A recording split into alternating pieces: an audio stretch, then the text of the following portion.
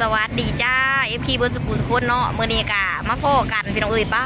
ดหล่นเถื่อกะกำลังมาพ่อกันสนองเนาะไม่ต้องโศกหยุดลงคลิปไปกับประมาณ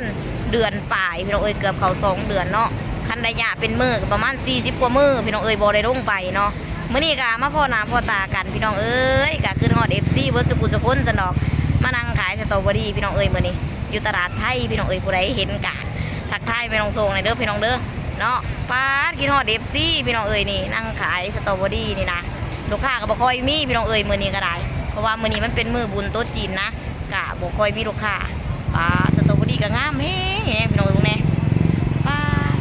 ขอบคุณ FC ทุกคนเนาะที่เขามาเบิ่งแล้วก็มาติดตามแม่น้องโศกเนาะมาให้กำลังใจพี่น้องเอ้ยเนาะเดี๋ยวคลิปหน้าก็พอกันเพราะว่าแม่น้องโศกช่วงนี้อาจสิลงคลิปสั้นพี่น้องเอ้ยเนาะเพื่อเก็บกำได้จักหน้อยพอได้ฝากให้น้องโศกค่าขนมพอได้เป็นได้ให้น้องโซ่ค่าขนมพี่น้องเอ้ยเนาะ